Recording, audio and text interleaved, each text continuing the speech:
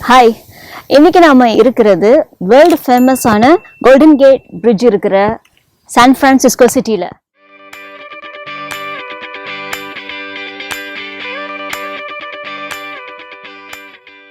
இந்த பிரிட்ஜ் நம்ம நிறைய தமிழ் படங்கள்ல பார்த்துருக்கலாம், எஸ்பெஷலி கௌதம் மேனனுடைய படத்துல, அதுவும் எஸ்பெஷலி வரணமாயிரம் படத்துல. அந்த படம் பார்த்ததுல இருந்தே நான் இந்த பிரிட்ஜுக்கு, அதாவது அமெரிக்காவுக்கு வந்தா கண்டிப்பா இந்த இடத்துக்கு வரணும், இதே இடத்துல நின்று நம்ம போட்டோ எடுக்கணும் அப்படின்னு ஒரு ஆசையா இருந்தது. பல வருஷத்துக்கு அப்புறம் இப்பதான் அந்த ஆசை நிறைவேறி இருக்கு. அழகான கோல்டன் கேட் பிரிட்ஜுக்கு முன்னாடி நம்ம இப்போ இருக்கோம். ஓகே, இந்த கோல்டன் கேட் பிரிட்ஜ் பத்தி சில சுவாரஸ்யமான விஷயங்கள் இருக்குது. என்ன அப்படின்னு பார்த்தோம்னா, இந்த பிரிட்ஜ் 1933 இருந்து 37 வரைக்கும், அதாவது கிட்டத்தட்ட ஒரு 4 வருஷத்துல கட்டி முடிச்சிருக்காங்க.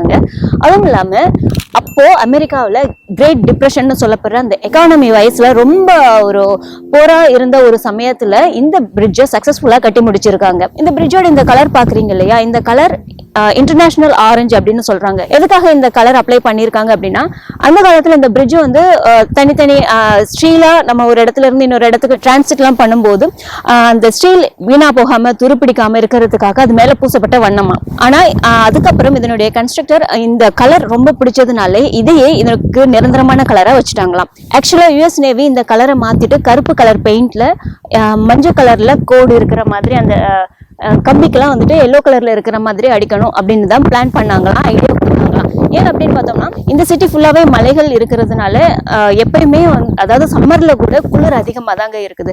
அப்படி குளிர் அதிகமா இருக்கும் பொழுது கப்பல்ல எல்லாம் அவங்க வரும்போது தூரத்துல இருந்து பாக்குறாங்க இல்லையா, அப்போ ஃபாக்ல பிரிட்ஜ் இருக்கிறது தெரியாம போயிருக்கும். அதனால இந்த மாதிரி கலர் இருந்தா அந்த பிரிட்ஜை ஐடென்டிஃபை பண்றதுக்கு ஈஸியா இருக்கும். அண்ட் சப்போஸ் ஏதாவது இந்த பிரிட்ஜு கட்டினா கூட தண்ணியில விழுந்தா கூட இதை கண்டுபிடிக்கிறதுக்கு ஈஸியா இருக்கும் அப்படின்னு அவங்க நினைச்சாங்களாம்.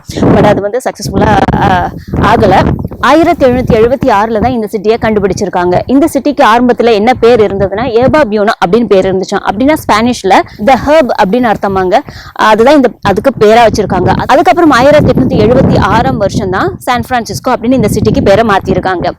இந்த சிட்டி ஆரம்பத்துல மெக்சிகோ வசம் தான் இருந்திருக்கு. அதுக்கப்புறம் ஒரு 1840 சமயத்துல தான் இந்த சிட்டி அமெரிக்கா கிட்ட கிடைச்சிருக்கு. இங்க இருக்கிற இந்த கோல்டன் கேட் பிரிட்ஜ் தான் சான் பிரான்சிஸ்கோடைய சிம்பிள்.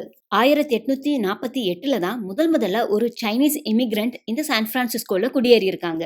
பாப்புலேஷன் வைஸ் பார்த்தோம் அப்படின்னா அமெரிக்காவிலேயே 16வது இடத்துலயும் கலிபோர்னியா மாகாணத்துல 4வது இடத்துலயும் இந்த சான் பிரான்சிஸ்கோ சிட்டியானது இருக்கு. இந்த சிட்டியானது கிட்டத்தட்ட 50 மலைகளின் மேல உருவாக்கப்பட்டிருக்கு. 50ன்னு கூட சொல்ல முடியாது, 50க்கும் மேல அதிகமான மலைகள் இந்த சிட்டியை உருவாக்குறதுக்காக உபயோகப்படுத்தப்பட்டிருக்கு. ஃபர்ஸ்ட் எலக்ட்ரிக் டிவி 1927 சான் பிரான்சிஸ்கோல தான் கண்டுபிடிக்கப்பட்டிருக்கு. 1906 வருஷம் ஏற்பட்ட பூகம்பம் மற்றும் தீ விபத்து காரணமா, அதாவது இந்த சிட்டில 3 பங்கு அழிஞ்சிடுச்சான். இந்த சிட்டில வருஷத்துக்கு 100க்கும் அதிகமான பூகம்பங்களை நம்ம உணர முடியுமா.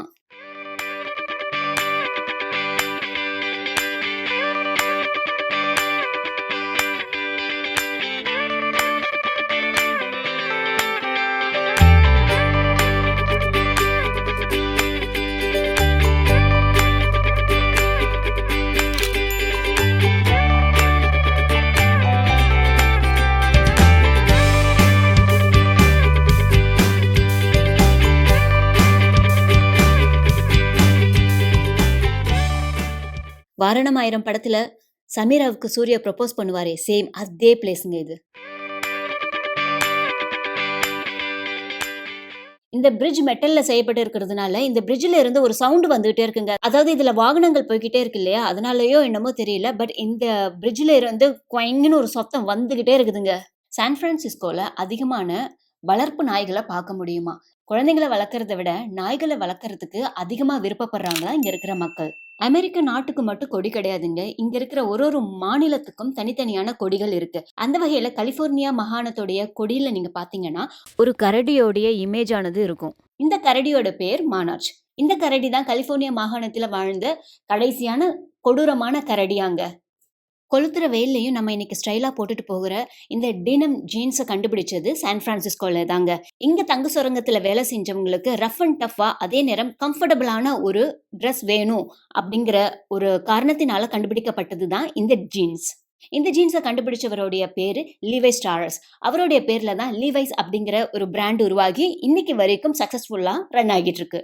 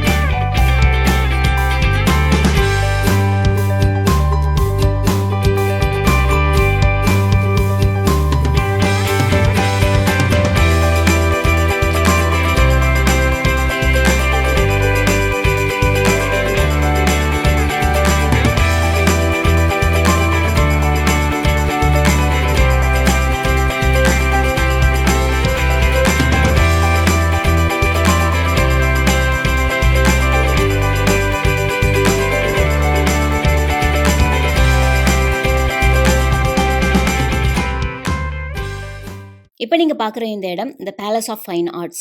இதை 1915 ஆர்ட் ஒர்க்கெல்லாம் எக்ஸிபிட் பண்றதுக்காக இந்த பேலஸை உருவாக்கியிருக்காங்க.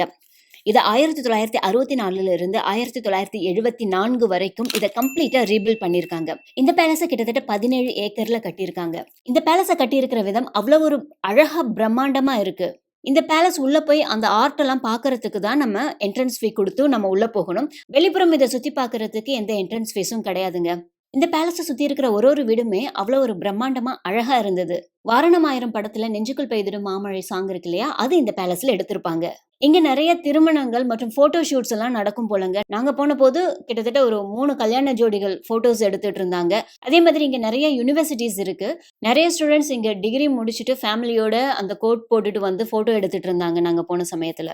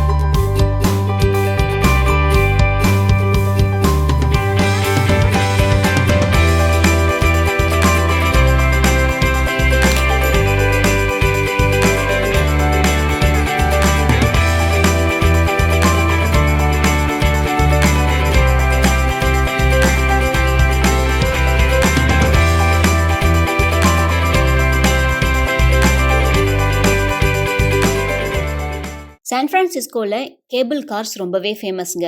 இதை நேஷனல் ஹிஸ்டாரிக்கல் மான்யூமெண்ட் அப்படின்னு தான் சொல்கிறாங்க. ஸோ கண்ட்ரி டெவலப் ஆகும்பொழுது சரி இந்த மாதிரி கேபிள் கார் வேண்டாம், இதை வந்து எடுத்துடலாம் அப்படின்னு சொன்ன பொழுது இங்கே இருக்கிற மக்கள் வேண்டாம் வேண்டாம், இது ஒரு அடையாளமாக இங்கேயே இருக்கட்டும் அப்படின்னு அவங்களே விரும்பி ஏற்றுக்கிட்டாங்களாங்க இதை. அதனால தான் இன்னைக்கு வரைக்கும் இந்த கேபிள் காரை உபயோகப்படுத்திட்டு வராங்க. இந்த கேபிள் காரோடைய பிரேக்கை 3 நாளைக்கு ஒரு தரம் ரீப்ளேஸ் பண்ணுவாங்களாம். இந்த கேபிள் காரோடைய வேகம் மணிக்கு 9.5 மைலாங்க.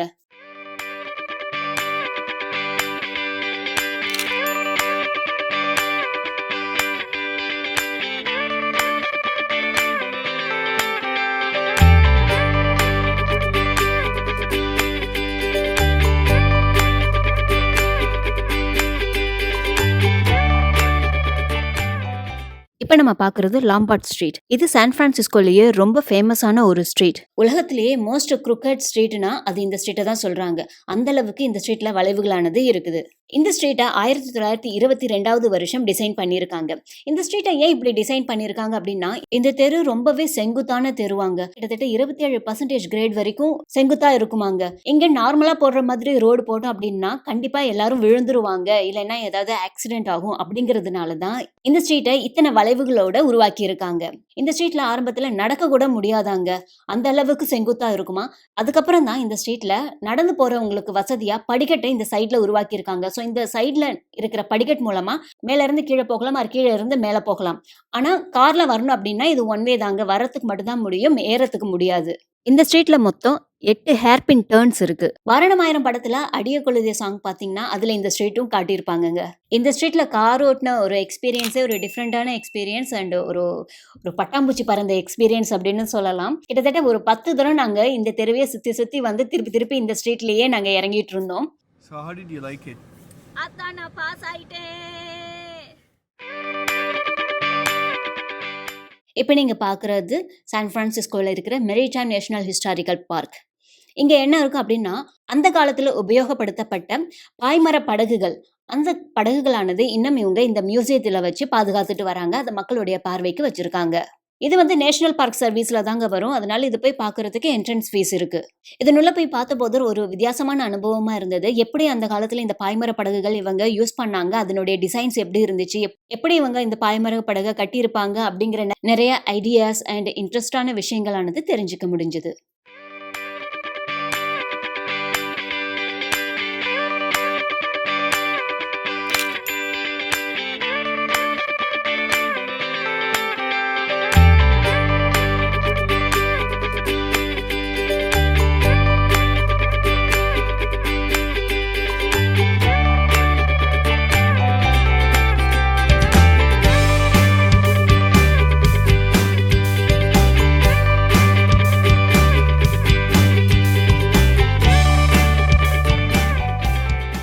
அடுத்து நம்ம போய் பார்க்க போறது ட்வின் பீக்ஸ் அப்படிங்கிற ஒரு இடம். அதாவது அப்சர்வேட்டரி மாதிரி தான். இங்க இருந்து இந்த சிட்டி ஃபுல்லா பாக்குற ஒரு அழகு இருக்குது. அது வந்து சூப்பரான எக்ஸ்பீரியன்ஸுங்க. இந்த சிட்டியவே மலையில தான் உருவாக்கி இருக்காங்க இல்லையா, அதனால இந்த ட்வின் பீக் பாக்குறதுக்கும் நம்ம ஒரு மலையோட டாப்புக்கு தாங்க போகணும். அந்த மலைக்கு தான் இப்படி நம்ம வளைஞ்சு மேல ஏறி போறோம். இப்ப நீங்க பாக்குற இந்த இடத்துல இருந்து தான் ஆரம்ப காலத்துல கப்பல் வருதா அப்படின்ட்டு செக் பண்ணுவாங்களாம். இங்க நின்று தான் செக் பண்ணுவாங்களாங்க. கோவிட்னால ட்வின் பீக் டவர் மேல ஏற முடியல, அது க்ளோஸ் ஆகி இருந்தது. பட் நாங்க அந்த டவர் மேல ஏற முடியலனாலும் கீழே இருக்கிற இடத்துல இருந்து நாங்க இந்த சிட்டி வியூஸ் ஃபுல்லா பார்த்தோம். ரொம்பவே அழகா இருந்தது. இந்த இடத்துல பயங்கர கோல்டுங்க. கையெல்லாம் விரைச்சு போற அளவுக்கு, அந்த அளவுக்கு கோல்டு. காத்தும் அந்த அளவுக்கு வேகமா அடிச்சது. இந்த காத்தடிச்சு கொஞ்சம் தடுமாறி நான் கீழே விழுந்தேன்னு வச்சுக்கலாம், அந்த அளவுக்கு காத்து அடிச்சது. குளிரும் அந்த அளவுக்கு குளிருங்க. ஒரு 5 நிமிஷம் வெளியில நின்னா கையெல்லாம் விரைச்சு போற அளவுக்கு குளிர். ஓடி போய் காருக்குள்ள ஹீட்டரை போட்டு உட்காந்துட்டோம். மறுபடியும் 5 நிமிஷம் கழிச்சு வெளியில வந்து போட்டோ எடுப்போம். மறுபடியும் ஓடி போய் காருக்குள்ள உட்காந்து ஹீட்டர்ல கையை காட்டிட்டு இருப்போம். அந்த அளவுக்கு கோல்டு பிளஸ் காத்துங்க. ஆனா இங்க இருந்து இந்த கடல், மலை, பில்டிங் இது எல்லாம் பாக்குற ஒரு அழகே தனி அழகுதாங்க. அதை வந்து வார்த்தைகளாலேயே சொல்ல முடியாது.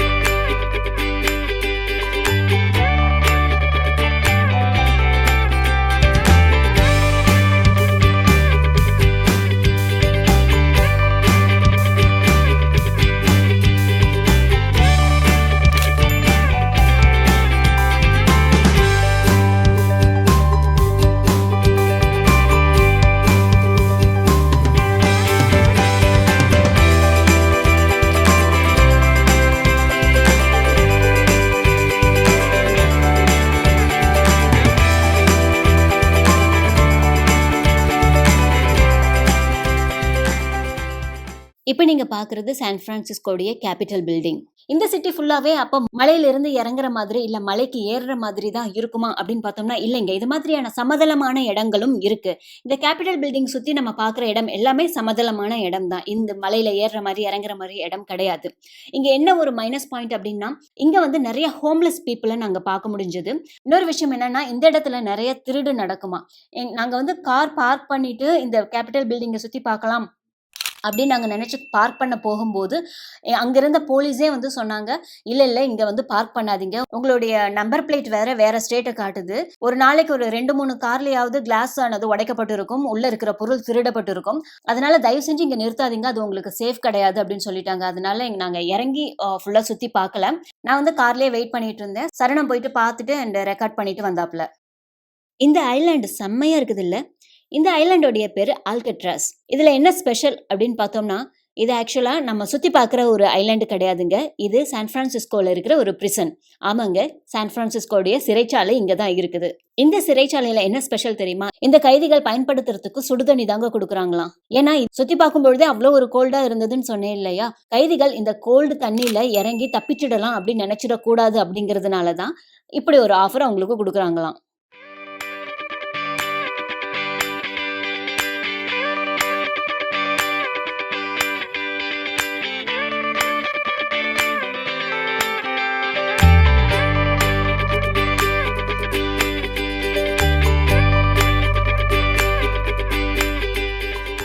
நம்ம சைனீஸ் ஃபார்ச்சூன் குக்கி கேள்விப்பட்டிருப்போம். அதாவது சில ரெஸ்டாரண்ட்ஸில் வந்து சாப்பிட்டு முடிச்சதுக்கு அப்புறம் ஒரு குக்கி கொண்டு வந்து கொடுப்பாங்க. அந்த குக்கியை உடச்சி பார்த்தோம்னா உள்ளே வந்து ஒரு லக்கி வேர்ட் ஆர் சென்டென்ஸ் வந்து இருக்கும். அது வந்து நமக்கு பார்க்கறதுக்கு படிக்கிறதுக்கு ஓகே இது மாதிரி நடக்கும் ஆர் இது மாதிரி நமக்கு கிடைக்கும், இந்த மாதிரி நம்ம ஒரு நல்ல ஒரு வைப்ரேஷன் கொடுக்கும் இல்லையா. அந்த சைனீஸ் ஃபார்ச்சூன் குக்கி கண்டுபிடிக்கப்பட்டது இந்த சான் பிரான்சிஸ்கோல இருக்கிற ஒரு ஜாப்பனீஸ் வீட்டில் தாங்க.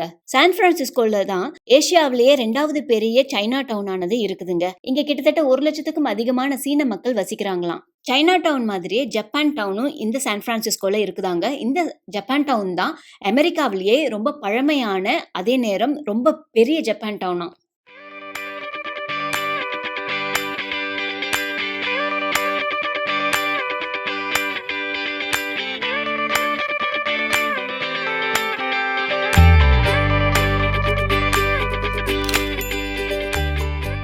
இந்த பிரிட்ஜ் ரீசெண்டாக கட்டின பிரிட்ஜ். இதை வந்து பே பிரிட்ஜ் அப்படின்னு சொல்றாங்க. இந்த பிரிட்ஜை கட்டுறதுக்கு கிட்டத்தட்ட 11 வருஷம் ஆனிச்சாம். அதாவது 2002 இருந்து 2013 வரைக்கும் இந்த பிரிட்ஜை கட்டியிருக்காங்க.